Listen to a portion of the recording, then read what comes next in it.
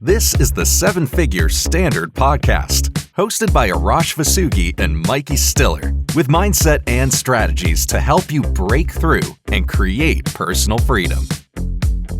Hello and welcome to the Seven Figure Standard Podcast. I'm Mikey Stiller, joined by my co-host, Arash Vasugi, and we are so happy to be with you for another episode. Arash, how are you? I'm great, Mikey. How are you? I am great. You know, we talk about a lot of topics on our podcast. We have covered consistency, we've covered motivation, but I want to talk about the two together today and why consistency trumps motivation. Because there are going to be days that all of us don't feel quite motivated to do whatever it is that we need to do to get to our goal. And that's when we have to do the things that we have to do anyways.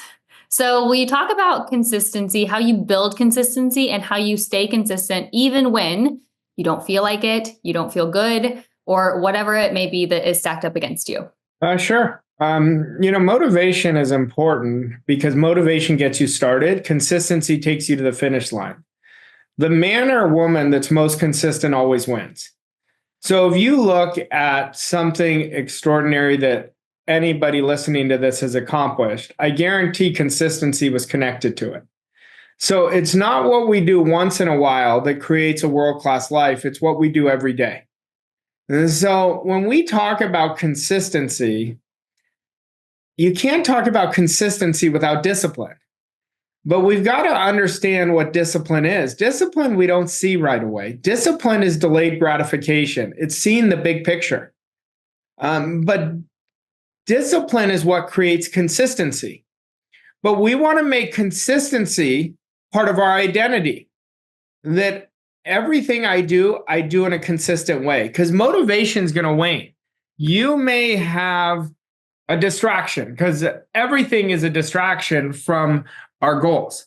And what happens when you have consistency built in, no matter what the distraction is, you're going to get right back on with your focus on where you're going. Mm-hmm. But now we should bring in focus too, because consistency demands focus. A lot of people ask me, how do you focus? It's not a good question. The better question is, once you set where do you focus, so we know what we want, now our focus is on what we want, the how shows itself. The how always shows itself when we have the where is my focus. So, but a lot of people have a false understanding of discipline, which creates consistency. And discipline is not about living a life of restriction at all. It's about living a life of freedom. And it's about harmony. That's what discipline is. So a lot of people, I was one of them, so I'm sure somebody listening to this can relate to me, where I used to say I was the most undisciplined person you would have met. I would start, stop, start, stop.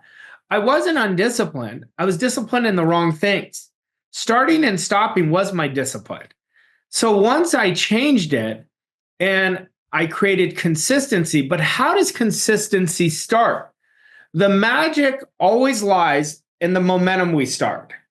We just did an episode on making a move before you're ready. That's what we're talking about. But we want to first, we've got a process that I will give everybody to create consistency is set clear goals that inspire you. Set a clear goal that you really want more than anything else that will inspire you to move. Number two, break the goal into easy, actionable steps. So now you're bulletproofing your consistency. Instead of doing 1,000 things, you're doing a few things every day. There's only a few things every 90 days you have to do to create a massive quantum leap. Then when your goal is clear, it's clear in your mind, you've radically accepted the idea, it's now becoming an obsession, your focus sharpens. And our focus is so damn valuable because your focus is creating your results. And then we've got to understand, Mike, let me ask you this before I say it. Okay. Have you ever been consistent in a thing when you didn't have a big why? No. Either have I. Yeah. The reason I say this, you need a why so big that pulls you out of comfort and inaction. But when your why is big, you don't have a challenge being consistent.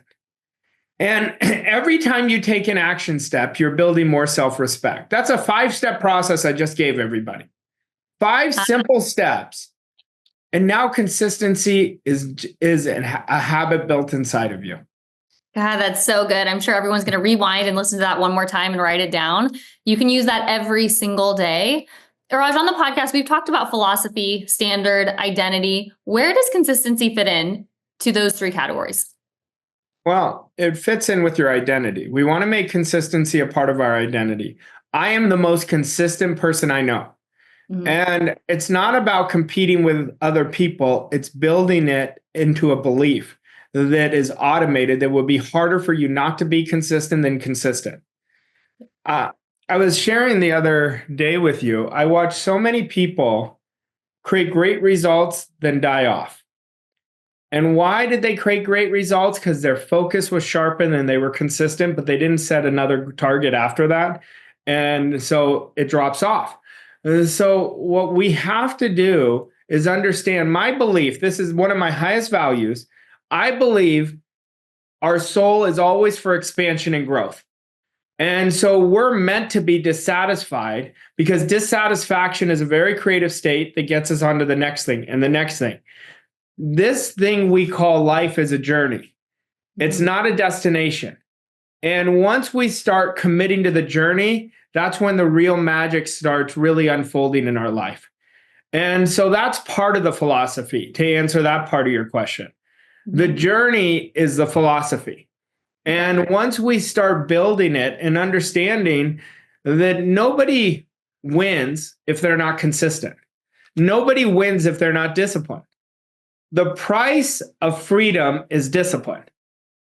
Discipline, everyone has access to freedom, but we have to build that discipline that creates the consistency. Consistency is the effect to discipline. I keep doing a thing over and over and over again, and then I create the results.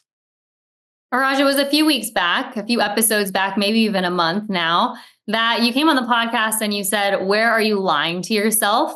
And you talked about how all of us lie to ourselves in different areas. So how can you assess whether you're truly being consistent and make sure that you are being honest with yourself in the answer? You have to get really great at observing yourself. And if we've done episodes on it before on the power of 5, if you just follow the power of 5 and ask yourself, today, did I make decisions from my future self? Where was my discipline today? Did I think, feel, and act like the person I wanted to become? What kind of attitude did I have today? Did I have the attitude of the person who would achieve the goal that I want to achieve? Mm-hmm. And what type of standard did I live today? You're going to know if you are consistently following the power of 5. If you consistently follow the power of 5, you're going to create a massive quantum leap. But Jim Rohn used to always say, it's easy to do a thing and it's easy not to do it. So I may be triggering someone right now and saying, what's the power of 5? And so you want to go watch that episode. So once we start observing ourselves in a great way, that's where everything is going to change. But we've got to understand every day we direct our energy. So when you were saying about lying to yourself, you can lie to yourself, but your energy never lies. So if you have low energy, I promise you, you are not consistent. I promise you that. I promise you, you are coming from attachment. I promise you, you are not in the spirit of whatever it is you want to do. But acting as if you're already the person you want to become is what's going to create the type of life you want to live. Could you share an example either of one of our clients or even a well-known individual, because I know you read a lot of biographies and watch a lot of documentaries, of someone who has succeeded through consistency rather than sheer motivation? I don't know anyone who succeeded out of sheer motivation.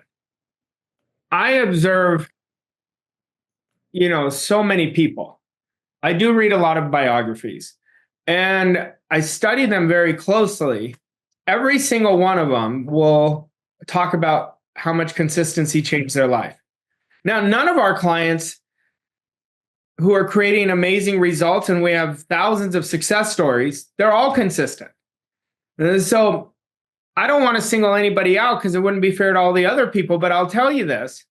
When we look at what creates success, there's foundational pieces. Discipline is by far one of the top two. I'd say attitude is one, discipline is two. But the interesting thing, you can't have a great attitude if you don't have great discipline, because you're not in control of your thinking. And so you're letting the outside control you. But consistency is going to change your life. But what if I told you, Mike, that everyone is consistent at something? They just may be consistent at the wrong things. Mm-hmm. They may be consistent at blaming other people. They may be consistent at not taking actions. So all of us are consistent. We want to bulletproof consistency based on our goal, based on the life of how we want to live. See, we want to absolutely understand when you write out exactly how you want to live, you're deepening that commitment. And so everything always starts on a higher plane all the way down to a lower plane. Like wealth is created on the spiritual plane. How do you get to that spiritual plane and stay there? You have to consistently think in a certain way, and that certain way you think of from your imagination based on the ideas you're accepting and rejecting. Arash, when you share your story, you talk about how you were not a disciplined person 20 years ago. You struggled with discipline quite a bit. And now I would say you're one of the most disciplined people that I know. And I think a lot of people would say that about you. So how can someone find joy and fulfillment in being consistent, in doing things over and over and over again, even though it may seem before you've done it mundane or not exciting? A lot of my disciplines are not exciting, but the rewards are really exciting to me. And once you build discipline and have enough reason to practice discipline, you'll never wane from your discipline. You'll never wane at all. So I learned everything happens by rules, and there's rules of success. So when I wasn't disciplined, I was really losing. And my mentor said to me, for me to help you, you're going to have great discipline. And I'll never forget, I said, I always start and stop. And he said, that's just because you don't understand what discipline is. And so when we start understanding discipline in the most simplest form is stop doing what you shouldn't be doing and start doing what you should be doing. And then it's so simple. Like all of us know what we should be doing today. Whether we're doing it or not, that's another story. But when your why is so strong, you have enough reasons to do it. Consistency is so easy to create when you focus on one thing. Mm-hmm. That's why I'm so against people having 10 goals. Have one big goal because you're going to achieve all those other goals on the way to the big goal. But I want your focus on the goal you really want more than anything in the world that you don't know how in the world you're going to do it. And as you build your discipline, you build your thinking in a certain way, you're going to build a world-class life. Okay, you led me almost perfectly to where I wanted to go next, which is how does consistency in one area of your life, like fitness or health or personal development or finances or relationships, impact all the other areas? How we do one thing's how we do everything. Byron Katie said that, and it's been polarized over the last several years. I think health is so crucial to building a strong mindset. What you do in the gym, how you disrupt comfort in your training sessions. It will implement you in your financial life. It will implement you in your emotional life. So they all impact each other. Now, I'll watch some people who are really great with their body, with their nutrition, but they're not great with earning money. And they always ask me why, and I tell them, because you don't put the same priority, the same discipline in that area. But you know you have discipline, so we just got to direct it in every area of your life. So if you could do it in one area, you could do it in any area. If one person can create great wealth, so can you. If one person can transform their body, so can anybody. But it's about what we put priority on. What we put priority on is what we value the most. Most people are devaluing in certain areas, and they have higher value in other areas. And so what we put our attention on, our intention always follows. But then you mix it with focus. Well, focus takes discipline. That's how you create a massive transformation. We've talked a lot about how consistency trumps motivation, but would you say that motivation can be built through consistency? Yeah, you're going to get more motivated by how you feel because you build more self-respect. Like I'm a very motivated person. Like I like to do things in a certain way in every area of my life. Like if I'm having fun in a certain way, same like I do with work. Like if I'm watching a ball game, like I am not just watching it, I'm so passionate about it, but I'm so passionate with my work. So to me, they're all the same. They're just different areas we direct our attention. And so I remember I got this post because I posted something about the Yankees going to the World Series. And somebody on my Instagram commented on, oh, so that's more important than the work you're doing. I said, I actually responded to him. I said, I'm allowed to love a lot of things. And the person never responded back. But nobody's going to tell me how I'm going to live my life but me. So that is a part of my core belief that we live on our own terms. When we live on our own terms, we're living life by our own rules and we're playing the infinite game. We're not playing a game of life in bondage. Too many people are playing their life restricted. They're playing their life holding back. Every time we hold back in one area, it's going to affect the every other area because every principle affects every other principle. Every discipline affects every other discipline. Every action affects every other action. And when we start playing a bigger game, and that game is being comfortable in our own skin by what we love. If someone is struggling with finding the motivation and they are convincing themselves that that is keeping them from being consistent, what would you tell them? And what would your advice be? We never have trouble finding motivation. The people who lack motivation, they don't have a want. And if they don't have a want, they don't have a goal because we have to have a want before we could turn it into a goal. You'll watch people who are so motivated, so inspired because they have definite wants, and wants create abundance, but wants turn into goals. And when we have an idea that uses us, that's what a goal is. It builds our character.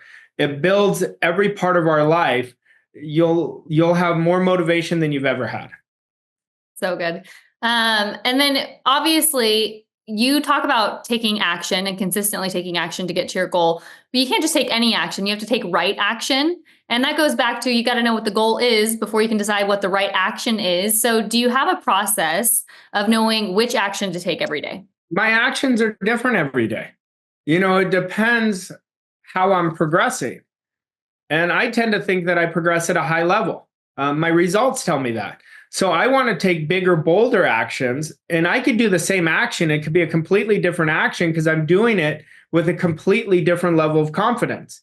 Mm-hmm. Every time we practice repetition, and that's with action as well, we get more in the spirit of whatever we're practicing the repetition in, and it gets easier and easier, but we build more and more confidence. So we'll take it 1%, 5% in a better way. But we got to understand, you just said action, and I'm so passionate about action because I believe action is the most important thing we ever do. Until we do a thing, nothing's going to change. But action has to be a disciplined activity. You can't just take action once a week. You have to do it every single day. So when we prioritize action, we're going to see our results change dramatically. Speaking of action, let's get into an action step for this week. How can someone become the most consistent person? Well, first we've got to ask ourselves, and I want everyone to ask themselves this question. Do I authentically want what I say I want? And I want you to observe how consistent you've been, how disciplined you've been. And if you have been up and down, then you haven't built that want. And we have to build the want into a clear, concise, definite image. Because until you radically accept the want, there's no reason to be disciplined. If I don't have a goal, I'm not going to be disciplined. And then I want you to commit to 3 wins every day that you're going to be disciplined in those 3 action items every single day that are going to create the wins. And I want you to do it just for 7 days and watch how much more consistent you will become. And remember this, the man or woman that's most consistent always wins. Amen. All right, Arash, thank you so much. This turned out to be an incredible episode. And thanks to all of you. If you enjoyed today's episode, go ahead and leave us a rating and review and share this with your friends and family members. Also, if you would like some more processes to implement into your daily life, go on over to vosscoachingco.com and download our Freedom Framework. It is incredible, packed with Arash's best daily processes for you to implement to create a massive breakthrough. So we'll see you next week on another episode of the 7-Figure Standard podcast. Thanks, Arash. Thanks, Mikey. Thank you for listening to this episode of 7-Figure Standard. We hope you found the insights and strategies helpful on your journey to success. If you enjoyed this episode, please leave us a rating and review on your favorite podcast platform to help us reach more people like you. To learn more about Arash and Mikey and how Voss Coaching Co. can help you achieve your goals and reach new levels of success, visit vosscoachingco.com. Thank you again for listening, and we'll see you on the next episode of 7-Figure Standard.